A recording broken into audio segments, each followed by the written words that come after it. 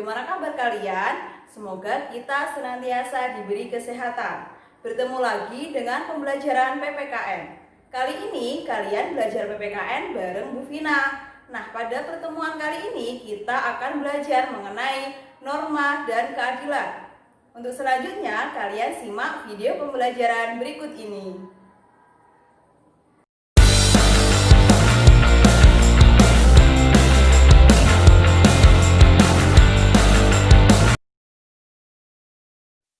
Pada pagi hari ini kita akan belajar mengenai norma yang berlaku dalam kehidupan masyarakat. Untuk tujuan pembelajarannya, kalian nanti diharapkan mampu menjelaskan pengertian dari norma, macam-macam norma dalam kehidupan masyarakat, tujuan, fungsi, dan peran norma dalam kehidupan masyarakat, serta faktor-faktor yang mempengaruhi norma. Manusia sejak kelahiran hingga akhir hayatnya selalu hidup berkelompok. Oleh karena itu, manusia memiliki dua kedudukan, yaitu sebagai makhluk sosial dan sebagai makhluk individu.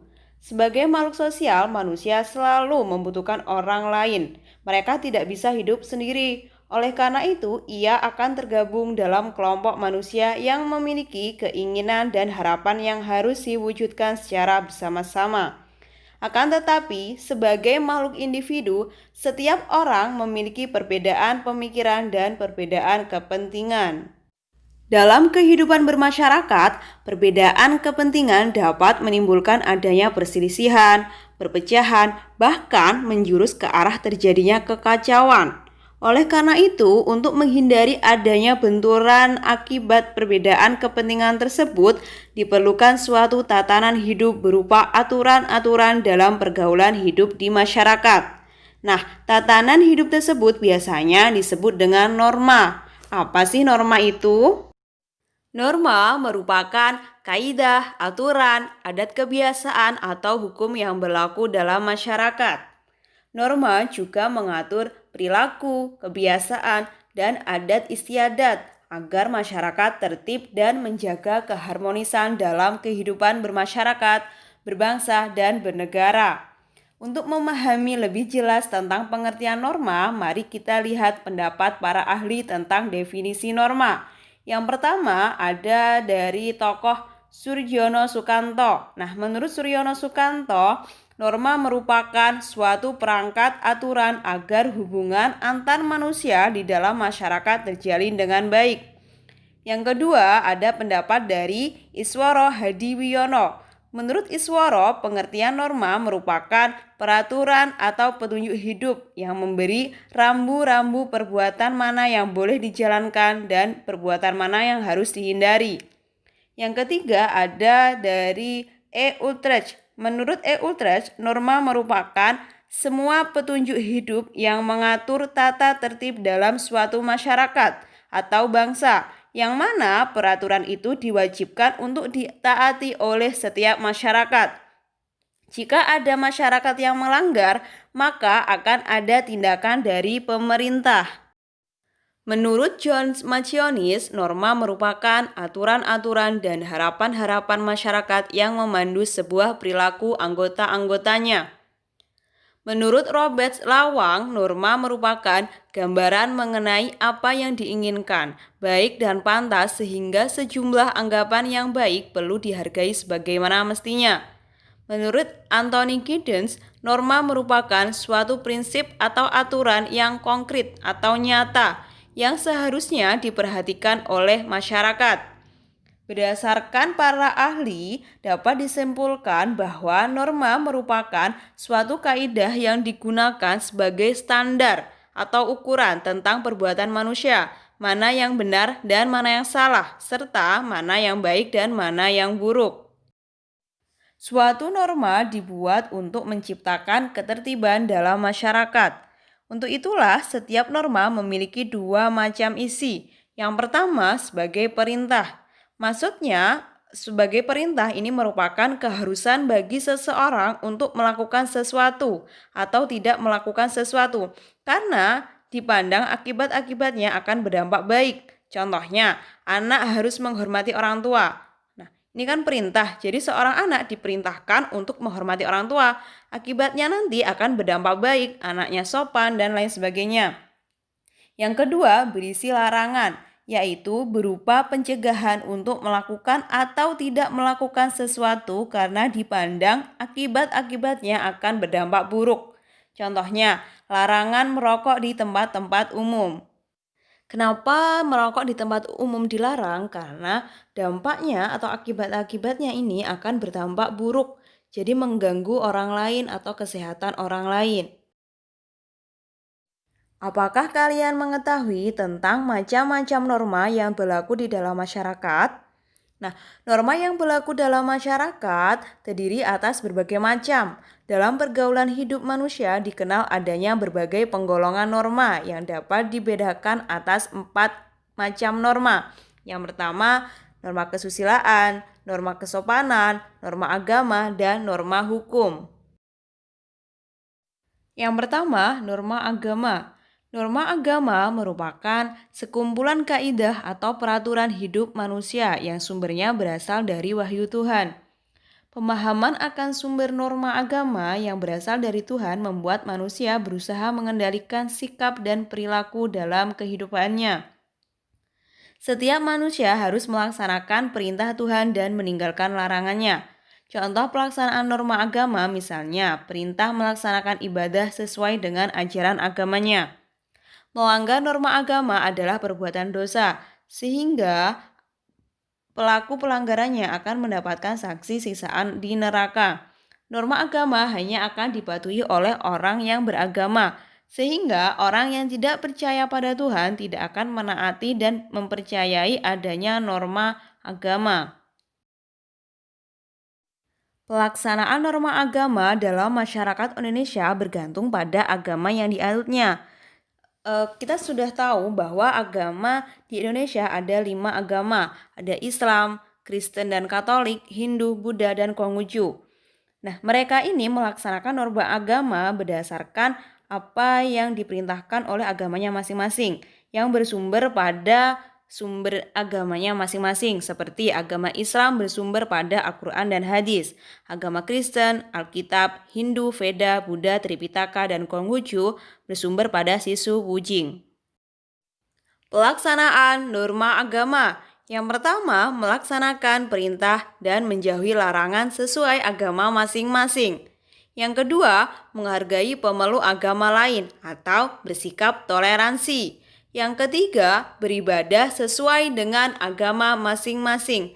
Yang keempat, apabila perekonomiannya mampu, ikut menyantuni anak-anak yatim dan fakir miskin. Yang kelima, tidak berbuat kejahatan dan kerusakan di muka bumi. Yang kedua, norma kesusilaan. Nah, ketika kalian akan berbohong, sebenarnya hati kalian ingin menyuarakan kebenaran. Nah, apabila menuruti suara hati, seseorang akan cenderung bertindak benar dan baik. Nah, seseorang yang berbuat berdasarkan suara hati nurani merupakan gambaran orang yang mempertimbangkan norma kesusilaan dalam kehidupannya.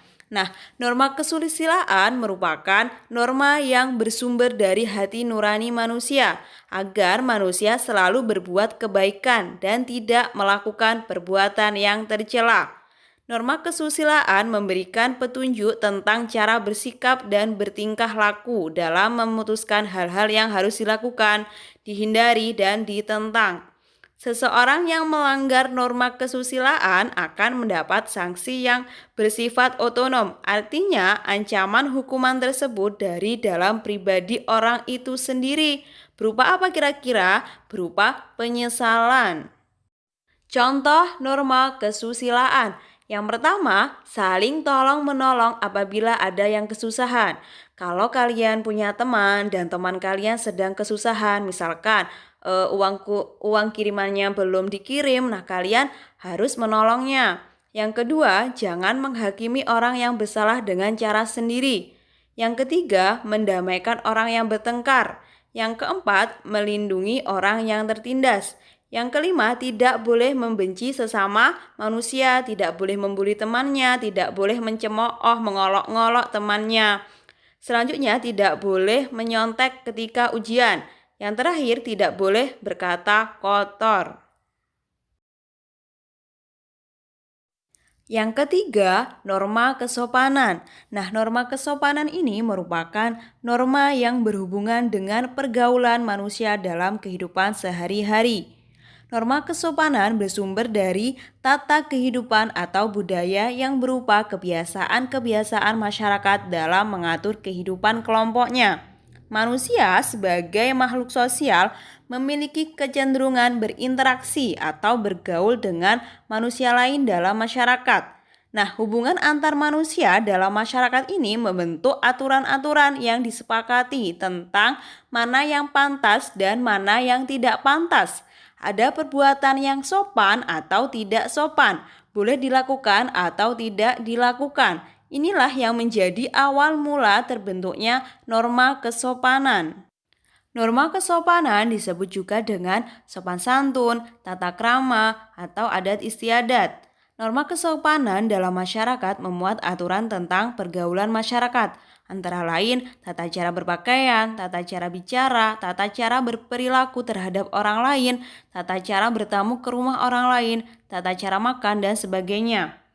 Salah satu perbedaan kebiasaan dengan adat istiadat terletak pada kekuatan sanksi pada keduanya. Nah, sanksi terhadap pelanggaran kebiasaan tidak sekuat sanksi pelanggaran terhadap hukum adat. Misalkan nih contohnya, kalian kebiasaan makan menggunakan tangan kanan. Ketika kalian makan menggunakan tangan kiri, kalian akan mendapatkan teguran.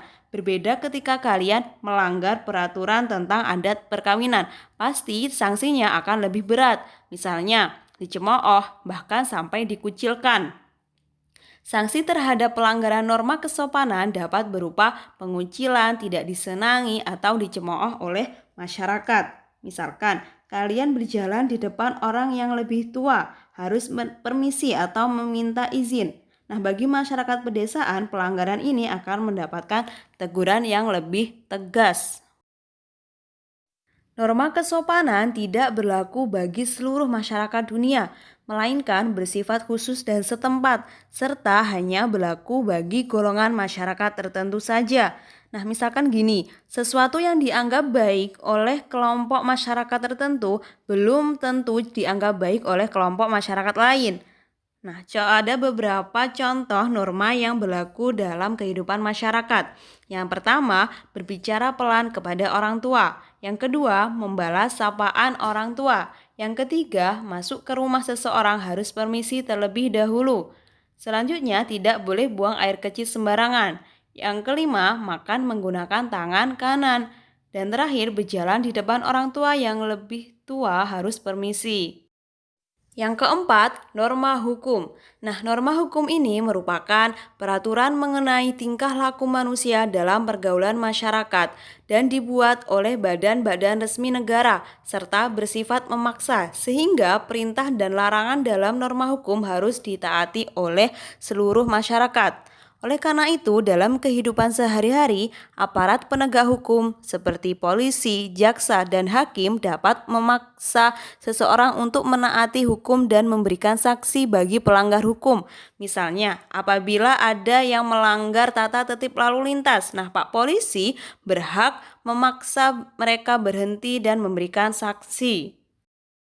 Mengapa norma hukum perlu dibentuk?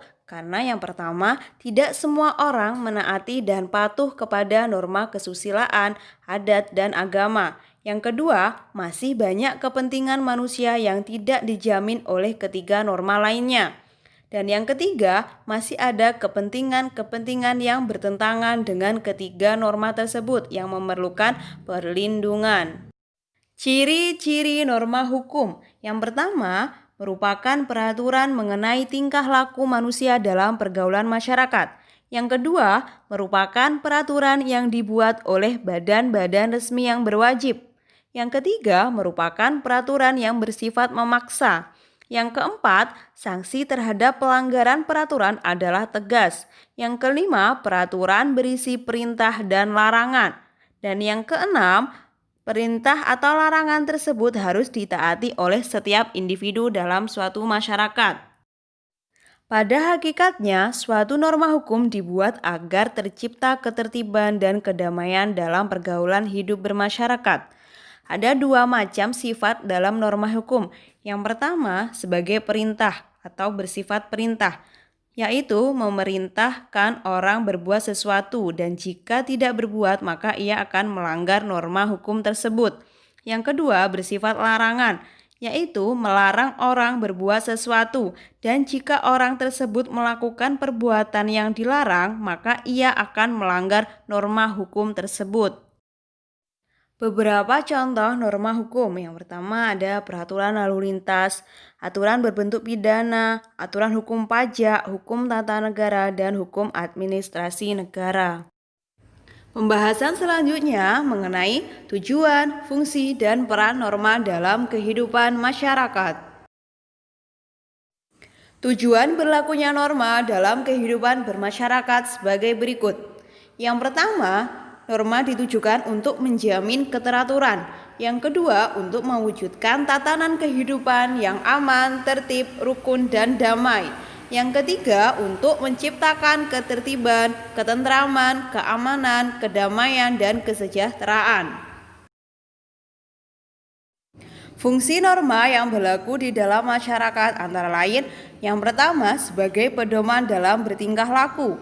Dalam pengertian ini, norma memuat aturan tingkah laku masyarakat dalam pergaulan sosial. Yang kedua, sebagai alat untuk menjaga kerukunan anggota masyarakat. Dalam kaitannya, norma mengatur agar perbedaan dalam masyarakat tidak menimbulkan kekacauan atau ketidaktertiban. Yang ketiga, sebagai sistem pengendalian sosial. Nah, norma menjadi alat yang dapat mengendalikan dan mengawasi tingkah laku anggota masyarakat. Dan yang keempat, sebagai alat untuk mewujudkan keadilan, di mana norma atau aturan ini, terutama norma hukum, dibuat untuk mewujudkan keadilan dalam suatu masyarakat. Peranan norma dalam kehidupan bermasyarakat. Yang pertama, menciptakan keamanan dan ketertiban. Yang kedua, mencegah terjadinya benturan kepentingan di masyarakat. Yang ketiga, memberi petunjuk atau pedoman bagi setiap individu dalam menjalani kehidupan di masyarakat. Yang keempat, sebagai dasar dalam menyelesaikan konflik di masyarakat. Yang kelima, memenuhi rasa keadilan dan kepastian hukum. Faktor-faktor yang menyebabkan perubahan norma dalam kehidupan bermasyarakat antara lain yang pertama, perkembangan ilmu pengetahuan dan teknologi. Nah, perkembangan iptek ini berkembang seiring dengan manusia yang terus berinovasi. Nah, iptek ini diciptakan atau dikembangkan karena untuk membantu dan mempermudah kehidupan manusia. Nah, pengaruh perkembangan iptek juga akan mempengaruhi pada nilai dan norma dalam masyarakat. Yang kedua, pengaruh kebudayaan asing. Dengan meluasnya pergaulan manusia, terutama di era globalisasi dan informasi, telah mengakibatkan keinginan-keinginan untuk meniru atau mengadopsi budaya asing ke dalam budaya setempat. Nah, seperti cara berpakaian, sistem pendidikan, sistem pertanian, dan sistem perdagangan. Dan yang ketiga, lingkungan baru. Nilai dan norma cenderung berubah jika seseorang menempati daerah atau lingkungan baru. Dengan adanya perpindahan, maka terjadilah asimilasi atau pencampuran dua budaya yang melambat laun akan mengikuti nilai dan norma sosial yang dianut oleh masyarakat setempat sehingga nilai dan norma yang dibawa dari daerah asal akan memudar. Asimilasi ini merupakan pencampuran dua budaya yang menjadikan atau menyebabkan budaya baru atau menciptakan budaya baru. Misalkan budaya A ditambah budaya B menjadi budaya C.